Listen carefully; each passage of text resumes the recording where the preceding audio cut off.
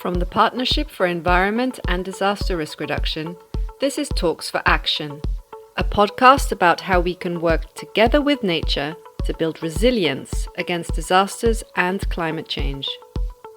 Talks for Action will bring you on a journey to highlight how nature is playing an important role from the climate talks at COP26 in Glasgow last year to the Global Platform for Disaster Risk Reduction in 2022. Each Talks for Action episode will focus on different ways that nature-based solutions contribute to increasing disaster and climate resilience. You will hear a wide range of perspectives from around the world on how nature is being applied as a solution to the pressing climate and disaster issues. From voices from the field to humanitarian perspectives and UN climate advisors. On your commute to work, your morning run, or over a cup of tea, listen in and learn something new about how to work with nature in addressing one of our most pressing issues today, the climate and disaster emergency.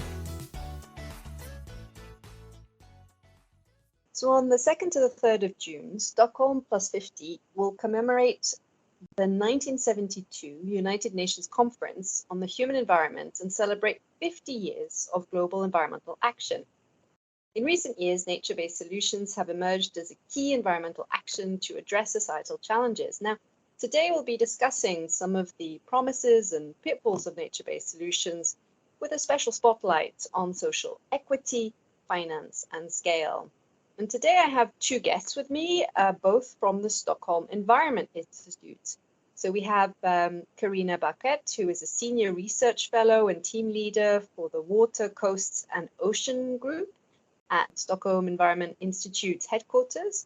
Her research focuses on the political dimensions of coastal governance, including disaster risk reduction, water security, and source to sea. So welcome, Carina. It's really nice to have you on the podcast today. Thank you, Natalie. Great to be here. Thanks for the invitation.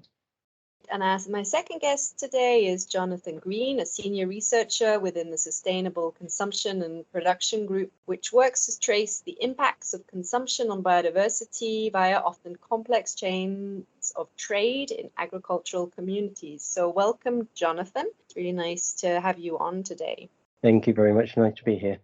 So I was thinking we could start this podcast off with a quote from the Stockholm Declaration from 1972. So I'm just going to read it. Man is both creature and moulder of his environment, which gives him physical sustenance and affords him the opportunity for intellectual, moral, social, and spiritual growth. In the long and tortuous evolution of the human race on this planet, a stage has been reached when, through rapid acceleration of science and technology, man has acquired the power to transform his environment in countless ways and on an unprecedented scale. Both aspects of man's environment, the natural and man-made, are essential to his well-being and to the enjoyment of basic human rights, the right to life itself. So I wonder if we could hear some also reactions to this quote 50 years on. So maybe Jonathan, if you'd like to provide some of your thoughts. I really love this quote. I think it's beautifully written, and it really highlights interdependencies of people and nature. And it brings to my mind images of builders building dams and engineering their environment, which all seems very natural and good. But it also brings the idea that our lack of understanding and lack of the recognition of our power has led us to overstep some critical boundaries. As you say, it comes from the opening proclamation of the Stockholm Declaration, and 50 years on, I think we're still grappling with these same ideas of our dependencies and our interconnectedness with our environment. Definitely. Carina, would you like to add your thoughts? Sure. To me, this quote is quite emblematic of the prevailing belief that humans are entitled to control nature, sort of a nature that needs control to spare humans from a tortuous evolution. And in this context, science and technology are presented as tools to achieve such control.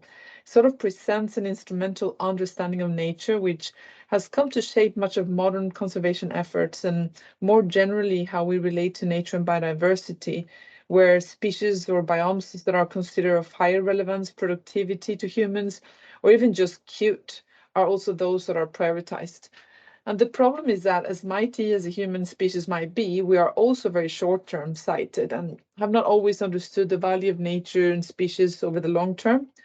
And as we know, this is a result of this is that we're facing a mass extinction caused partly by the same technology and science praised in this quote. So, I mean, I'm a researcher, so I'm definitely not intending to demonize science in any ways, but as we know, science and technology are tools, and it is up to the user to define their purpose. Science and technology have also helped us understand our world and natural phenomena better, especially modern scientific knowledge combined with cross-generational understandings of our surroundings, or what one could call indigenous knowledge, has been extremely helpful to help us realize that progress is not only about high-tech advancements. Progress is sometimes about playing along with what landscapes have to offer. And to me, this is the core of the idea behind nature-based solutions.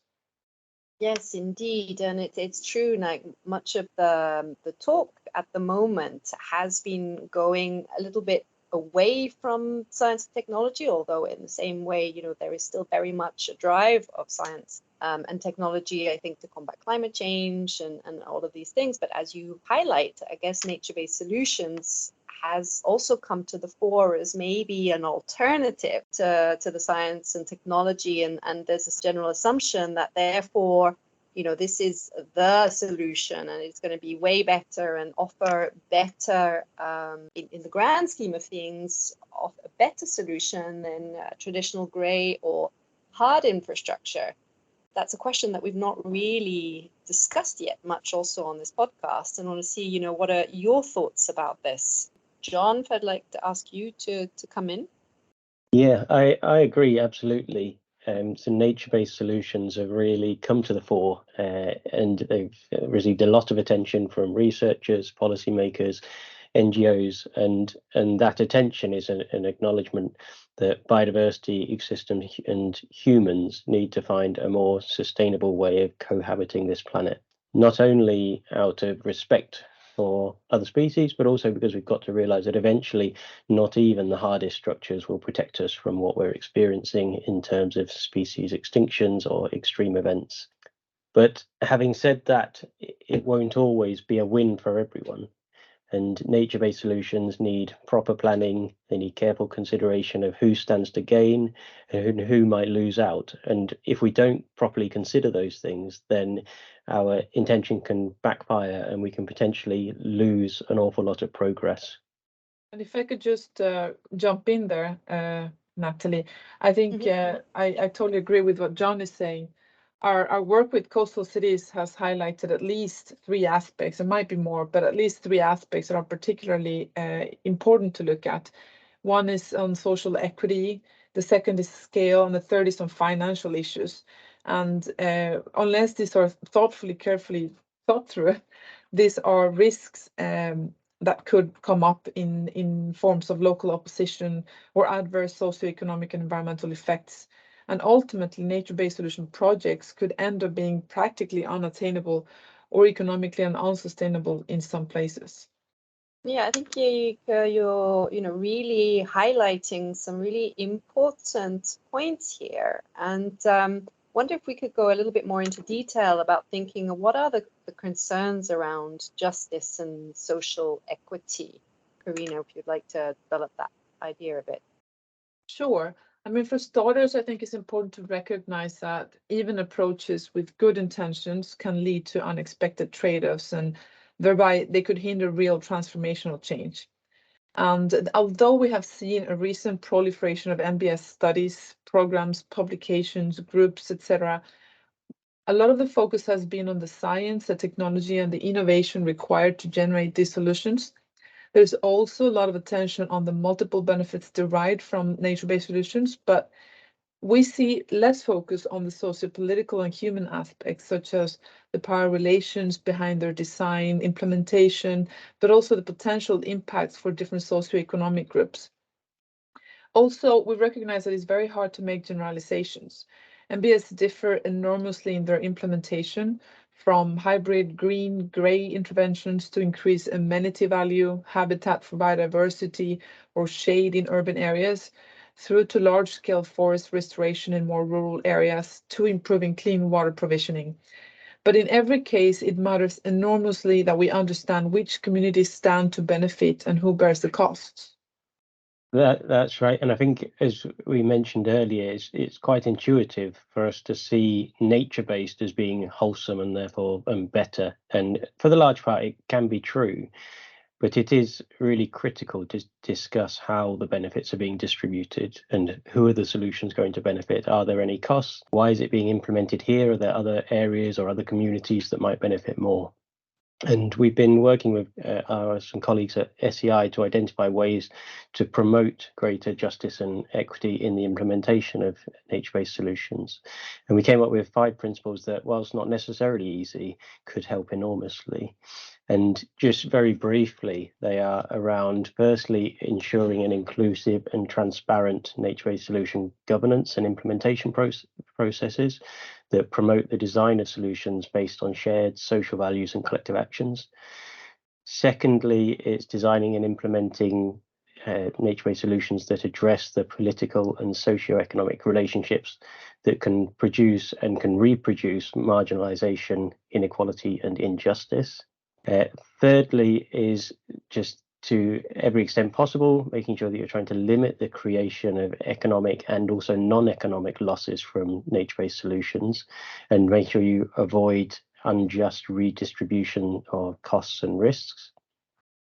Then fourthly, we should be prioritizing nature-based solutions for the most at-risk places and the most at-risk communities. And then finally, trying to counterbalance the traditionally strong economic focus on valuation and measurement in nature-based solution governance and implementation, so that we acknowledge and we evaluate shifts in social vulnerability, equality, knowledge, power, empowerment, and political capabilities. If I can just add, these of course do not stand alone. I mean, equity and justice also linked to our concerns about scale and finance. That's a very good point, Karina. Do you want to kind of develop a bit more around the theme of scale? Sure. I mean, scale is a complex concept. I hope there are no geographers out there opposing what I'm about to say, but it is a very important aspect for nature-based solutions. In its very, very basic understanding, scale is essentially the way we measure and study phenomena according to at least temporal, spatial, jurisdictional, or analytical characteristics. And sometimes these characteristics are related to one another. So let me just provide some examples to make it a bit clearer. When it comes to the temporal scale of nature-based solutions, these interventions are quite different from our governance scales, which are usually predetermined to a number of years, for example, 4 years or 6 years, whereas the productivity or effectiveness of a nature-based solution sometimes cannot be shown in such a short time. For example, establishing forests takes time, and the benefits do not scale linearly with size, nor do they accrue to the same scales and locations of the intervention. So this introduces both spatial and temporal scalar elements that can fall outside of conventional planning and our policy horizons. When it comes to space or the spatial scale, the size and extension of nature-based solutions substantially affects their ability to deliver expected outcomes. So ecosystems depend on landscape level processes, we know that. And as such, their integrity and health will determine the effectiveness of the intervention. So for example, coastal interventions are very much dependent on changes in upstream sediment loads that influence downstream coastline stability. When it comes to the third type of scale, or analytical scale, our understanding of scale has implications for how we assess the performance of nature-based solutions. And so while we often call for a landscape approach when thinking about nature-based solutions, their monitoring is often very limited in scale. So take wetlands, which is a well-studied type of NBS. Research shows that there is a mismatch between the scales at which hydrological changes take place and the scale at which observations and predictions are made. So summing up, I think thinking about scale highlights some trade-offs that really need to be considered when planning MBS. Yeah, you make some really good points. I think that we need to take into account that sometimes I think we know them and they have been talked about, but not really necessarily considered in when people are preparing these projects. But talking about thinking of preparing and planning projects, I mean, clearly finance is a key aspect. I wonder, and which you also mentioned before. So I wonder, John, if you'd like to come in on finance. Yeah, sure. So finance is key. And again, we've been working with some colleagues of ours on this issue. But ultimately, if we're going to be able to transition to more sustainable and more resilient economies, then we're going to need to structure our finance and our financial systems to enable it. Otherwise, they could instead block that transition. And mainstream finance has got to be better aligned with the protection of nature and better aligned with human resilience. So there's an enabling role that climate finance and international development finance can play by investing in nature-based solutions. But here too, we see that same interplay of risks with justice and equity. So as an example, a key concern is that finance might be mobilized in such a way as it privileges quantifiable benefits. So that's things like profit and economic returns and growth, and less quantifiable and less likely to generate returns on investment in a conventional sense are the many co-benefits for people and nature that nature-based solutions promise. But the implication of this is that a market-driven finance may prioritize projects that serve higher income groups where quantifiable economic returns could be higher. So what we could find is that more vulnerable segments of populations might be displaced when you get urban greening projects that leads to higher housing rents in the area. And we could find that more vulnerable areas, which are often those that are most in need of safe green spaces, might not be as attractive for green infrastructural investments, particularly from the private sector, as the better off or more central areas of the city. And there are some common challenges that adaptation projects typically face in attracting finance, which are also applicable to nature-based solution projects. For example, short-term mindsets of investors, lack of adaptation-related revenue streams, and a lack of focus on the wider societal benefits, which don't typically accrue as income to an investor, and they can also be difficult to square with a more conventional financing model. Great. Thank you, Jonathan. Now, I know that the financing aspects of nature-based solution is definitely one aspect that is a big concern in the different spheres. Like as you finding the finance, but two, I think what you've nicely pointed out is then thinking of the equity and justice side of things. I have I know you've given us some 5 principles that could help to think through about the equity justice side of things, but I'm wondering, in terms of application of nature-based solutions, is there still, in the questions of justice and equity, are we still at the stage where we do need some more research into the effects of nature-based solutions on, or at least how they're undertaken on equity and justice, or is it more to do with kind of giving, using these principles to then derive standards for project implementation? What's your feel? I could jump in, and then John, feel free to jump in afterwards if you disagree or have anything else to add.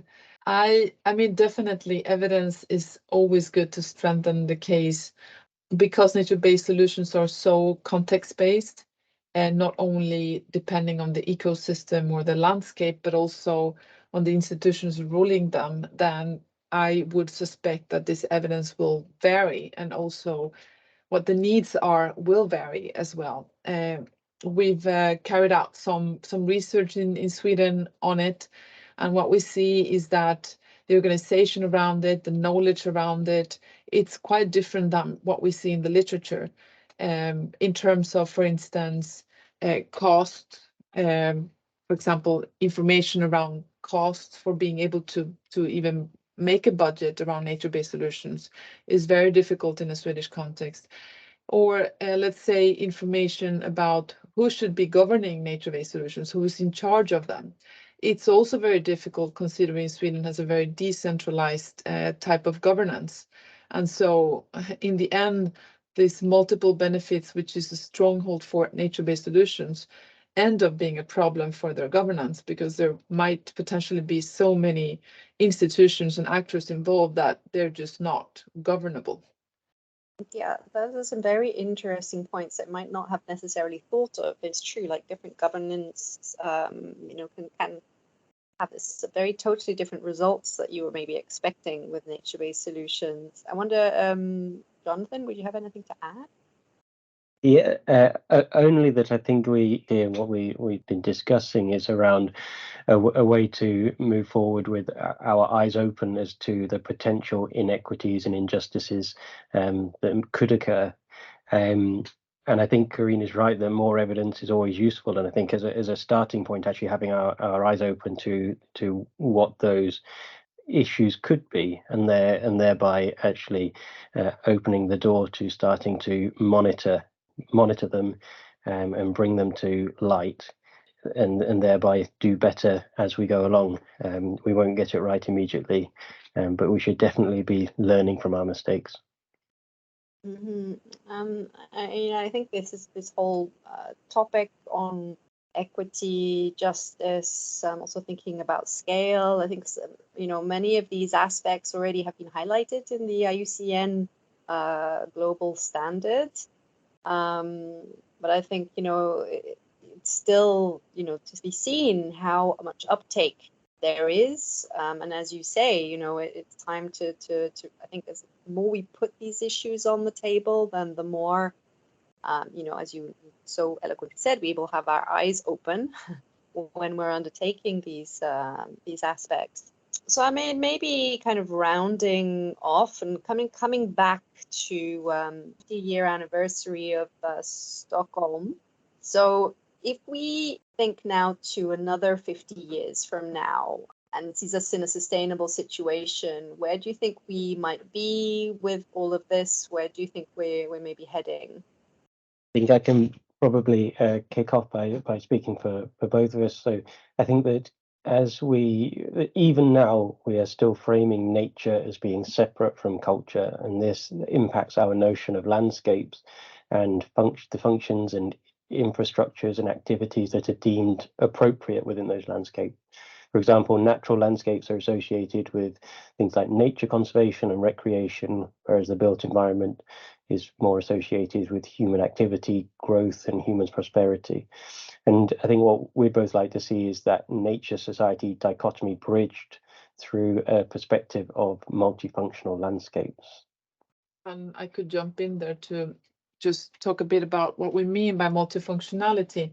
It's not by any ways a new term, but we are using it in a slightly different way than has been previously used. So we mean by multifunctionality a way to bridge this sort of very ecosystem-based approach that has basically characterized landscape and nature management with more technical ones. So basically landscape planning incorporating not only natural or not only technical measures, but considering and defining how both elements can coexist. And we think that having this approach is not only fundamental for adaptation, but a way to reconcile questions of social equity with biodiversity and environmental goals. Because the fact is still today that protecting places or species is still seen as opposite from progress or economic gains. And this is what we need to basically get away from. We have been recently working on this to understand what blocks a transition towards a more multifunctional way of living and planning, and how we might get there faster and more equitably. We don't have the recipe for success, but we have some thoughts for ways for having a more sort of clear purpose when designing multifunctional interventions. which is not just based on expectations, but more sort of active consideration of at least 4 leverage realms. The first one is about really defining at least 3 things. There might be many others, but at least 3 things. The mechanisms for change. What are the mechanisms for change foreseen when designing interventions? Defining what the collective gains are. We see very often that in adaptation processes, there's lots of private gains, but the collective gains are sometimes just assumed or not defined. And considering scalar justice, and by scalar again, we go back to these different types of scale that cuts across space, time, and generations. The second realm is about design. And I know there's a lot of discussions about design in the nature-based solutions literature, so there's a lot to learn from there. But again, I think multiple benefits are something that are very implicit and assumed rather than embedded in their design from the beginning. And as I will take this later, this assumptions and the lack of definition and design impacts how we monitor things. But before I go into the monitoring aspects, there are 2 other things that are important for design. One is interoperability, basically how the different elements relate and can be operated together. And in this case, we're talking about the different functions that an intervention might entail need to be interoperable. But also reinforcing a sense of place, considering that many solutions are landscape-based, the costs and the benefits might not be felt where communities are located. And so trying to get a sense of place from these interventions is very important. And now back into the monitoring, because as I was saying, that the way we design impacts how we monitor. And we see that some of the monitoring occurs short-term and in specific places. We need to move beyond that and monitor longer-term and at a landscape level. We also need to monitor for effectiveness and performance. And we also need to monitor the landscape service provision rather than just assume it. And lastly, the last leverage realm that we want to highlight is related to governance. Again, landscape approaches assume connectivity, but we are not governing for connectivity. Our governance systems are very sort of broken into jurisdictions that don't follow the landscape approaches that we might have initially designed for. We also need to govern for compatibility and for a just adaptation, so that the ones that are benefited are not just the near at hand or already well-off populations, but the ones that actually needed the most.